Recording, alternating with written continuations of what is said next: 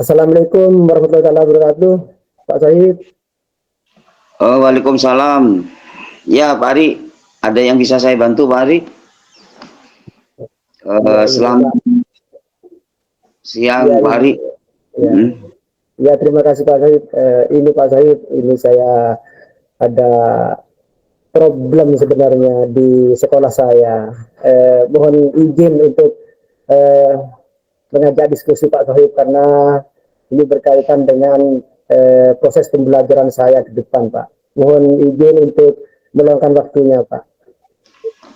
Baik, kalau masalah pendidikan, kalau masalah pembelajaran, kalau saya mungkin bisa membantu, insya Allah akan saya bantu, Pak Ari.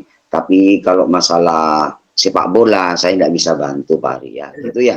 Tapi Ya, sebelumnya ini, kabarnya Pak Ari hari ini gimana? Sebelum Alhamdulillah, akan ada masalah ini. Alhamdulillah Pak, kabar baik Pak, seperti itu. Sehat ya? Cuman, Baik, ya, baik, baik. cuman Gimana? ya ini ada problem di siswa saya Pak, berkaitan dengan pembelajaran teori di dalam kelas, pembelajaran PJOK seperti itu. Jadi ada siswa saya itu yang kurang lancar membaca Pak, seperti itu. Oh, itu permasalahannya. Jadi siswa Pak Ari ya, ada yang kurang pandai membaca ya. Iya Pak. Kira-kira Iya, seperti itu ya, Pak Ari ya. iya Pak. Oh ya. Karena gini, Pak Ari, Pak Ari ini kan sebagai guru PJOK ya, sebagai guru PJOK otomatis di situ antara teori dengan praktek di lapangan itu sangat beda sekali, ya kan? Beda dengan kami ngajar fisika, ngajar pembelajaran lain itu eh, teorinya 70%, prakteknya 30%. Tapi kalau Pak Ari kebalikan dari itu, prakteknya 70%, teorinya 30%. Seperti itu, kira-kira seperti itu ya Pak Ari ya. Iya Pak, karena di PJOK itu tidak mesti di lapangan terus, seperti yang disampaikan Pak Zohib, ada berapa persen juga di dalam kelas materi Pak. Seperti itu. Gitu. Kira-kira Pak Ari sudah melakukan tindakan kepada anak tersebut, Pak Ari. Apa yang bisa dilakukan Pak Ari pada anak tersebut? Sudah Pak, jadi setelah saya menanyakan penyebabnya itu, ternyata anak itu memang istilahnya kurang perhatian dari orang tuanya Pak, karena saya sempat melakukan pendekatan awal kepada anak ini. Saya menanyakan kenapa kamu kok bacanya kurang lancar seperti itu. Dan saya juga menanyakan ke rekan teman-teman sekelasnya ini seperti itu. Bahkan saya juga mendatangi rumahnya. Jadi saya itu ingin tahu latar belakangnya si anak ini Pak, seperti itu. Oh, jadi pada intinya yang sudah Pak Ari lakukan itu si anak tersebut kurang perhatian dari kedua orang tuanya. Mungkin orang tuanya penyebabnya kenapa itu ya Pak Ari? Kalau bisa di penyebabnya itu Pak. Setelah saya datangi ke rumahnya itu, ternyata anak ini bersama neneknya Pak. Kemudian bapak ibunya ada di perantauan di luar kota seperti itu. Jadi ketika dia berangkat sekolah, kesehariannya anak ini sama neneknya seperti itu Pak. Apakah selain perhatian dari orang tua, apakah ada penyebab lain sehingga anak tersebut kurang bisa membaca, kurang belajar lah seperti itu dalam membaca. Jadi penyebab lain ini menurut saya si anak ini kurang lancar membacanya itu karena memang kurang perhatian Pak, seperti itu. Karena neneknya ini kesehariannya di sawah Pak, jadi dia hanya tinggal sendiri seperti itu. Jadi untuk belajar itu anaknya kurang. Maka dari itu saya memang terjun langsung jadi ingin tahu. Nah setelah tahu ini saya di kelas merubah cara pembelajaran saya. Jadi saya lebih menyesuaikan dengan kebutuhan anak di kelas itu seperti itu. Kemudian memberikan model pembelajaran yang inovatif seperti ada ice breaking atau bentuk-bentuk percakapan sehingga anak itu terasa senang seperti itu di dalam kelas, Pak. Jadi penyebabnya banyak juga ya Pak Ari ya. Di siswa tersebut kurang pandai membaca, jadi selain dari perhatian dari keluarga seperti itu. Dan apa yang disampaikan Pak Ari mengenai solusi tadi, memberikan metode-metode yang pembelajaran yang lain, ya, karena kita ketahui seperti yang tadi sudah saya sampaikan bahwa metode di lapangan untuk pelajaran PJOK itu kan sangat banyak sekali, bisa mencapai 70%, sedangkan di teori itu hanya 30%. Bahkan Pak Ari dari 30% itu bisa melihat bahwa anak tersebut kurang pandai membaca. Bagus itu Pak Ari. Atau mungkin juga Pak Ari ya, bisa juga Pak Ari itu melakukan metode pembelajaran dengan perubahan teori tersebut. Artinya dikhususkan untuk anak itu mungkin dengan pemutaran video visual, gambar-gambar, contoh-contoh konkret, mungkin yang bisa membantu anak tersebut bisa langsung menerjemahkan dengan membaca seperti itu. Terjemahannya membaca tersebut mungkin dapat membantu anak tersebut supaya aktif, kreatif dalam pembelajaran seperti itu. Mungkin ada lagi yang dilakukan Bapak terkait tadi dengan metode-metode lagi itu. Apa yang bisa Bapak lakukan selain dari metode yang sudah Pak Ari lakukan itu Pak? Jadi seperti yang saya sampaikan sebelumnya, memang ini akan jadi pembelajaran bagi saya.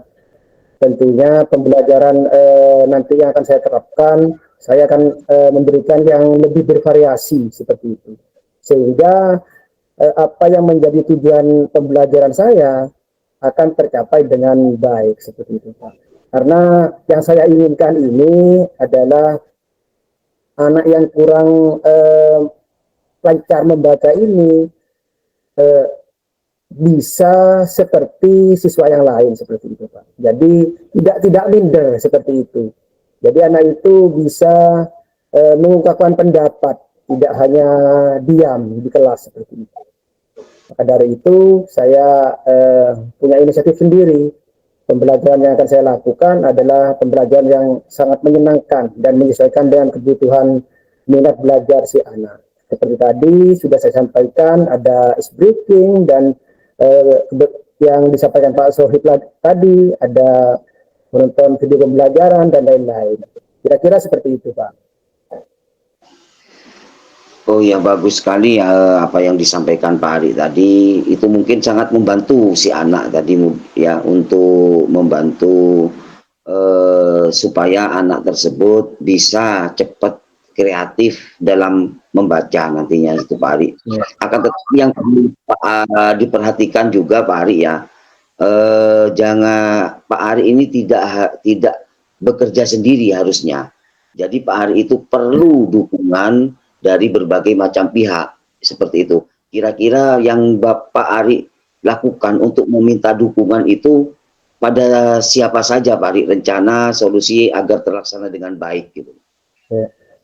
Rencananya saya ini dukungan yang nanti Yang saya akan minta itu adalah dari kepala sekolah, kemudian rekan guru, kemudian wali kelas, kelas 4. Kebetulan ini kelas 4 Pak, seperti itu.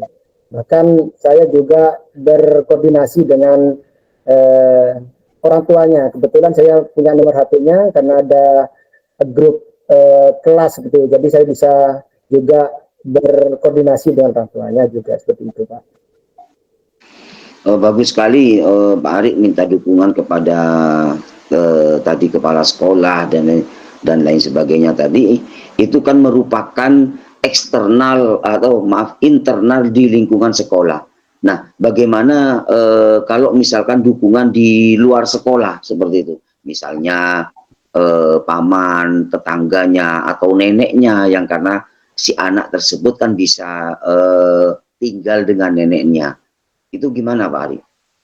Ya, termasuk juga Pak, nanti seperti apa yang disampaikan Pak Wahid, ini merupakan saran atau ada pandangan lain seperti itu dari apa yang disampaikan Pak Sohib ini. Jadi nanti saya tidak hanya ke orang tua dan guru dan kepala sekolah, bahkan saya juga nanti koordinasi dengan neneknya, karena kebetulan anak ini eh, tempat tinggalnya bersama neneknya, dan juga berdekatan dengan pamannya juga. Nanti saya juga koordinasi agar tercipta eh, hubungan yang baik demi meningkatkan eh, prestasi si anak tersebut. Bahkan saya juga nanti akan eh, komunikasi dengan teman-teman kelasnya untuk saling menguatkan, saling memberikan motivasi agar anak itu lebih giat lagi dalam belajar.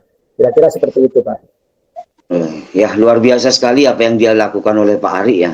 Insya Allah apa yang Bapak Ari laksanakan itu bisa berdampak positif ya bagi keberlanjutan si anak tadi, supaya nanti bisa membaca dengan baik.